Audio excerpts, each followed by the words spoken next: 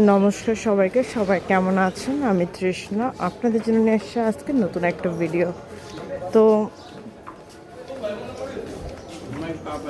গতকাল পহেলা বৈশাখ ছিল, তো এলাকাতে খুব সুন্দর গণেশ পূজা হয়েছে।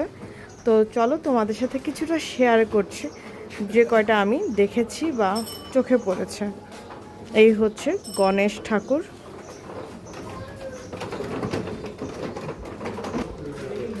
তো আমি বের হয়েছি একটু কাজে, তো চলো রাস্তায় হাঁটি, আর যদি কোনো কিছু দেখাতে পারি তো সেটাও দেখাবো। আজকে একটা পুরো অন্যরকম ভিডিও বানাবো, ঠিক আছে? এই দেখো, এখানে একটা লোক আছে যে খাসি করে। দেখো খুব সুন্দর সুন্দর 3টা খাসি আছে। দেখো গণেশ পূজার জন্য এখানে লাইটিংও করা হয়েছে। এখন তো দিনের বেলা, এই জন্য তোমার লাইটিংগুলো দেখা যাচ্ছে না, কিন্তু লাইট যে আছে সেটা বোঝা যাচ্ছে। তো সামনে আরেকটা ঠাকুর আছে, গণেশ ঠাকুর, সেটা তোমাদের সাথে শেয়ার করব, ঠিক আছে? তো চলো যাই।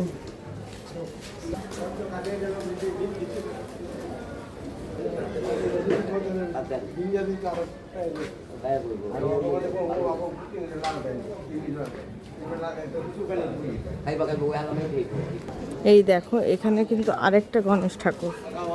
গণেশ ঠাকুর বলতে বোঝানো হয়েছে এখানে তোমার গণেশ ঠাকুরকে তার মা কুলে নিয়ে বসে আছে।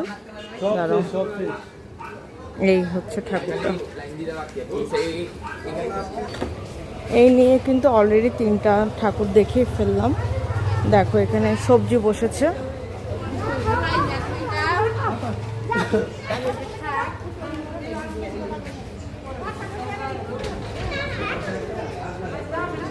এই চাচার সবজিগুলো ভালো হয়। তো দেখো এখানে কিন্তু আরেকটা ঠাকুর আছে, আমি তোমাদের সামনে গিয়ে দেখাচ্ছি।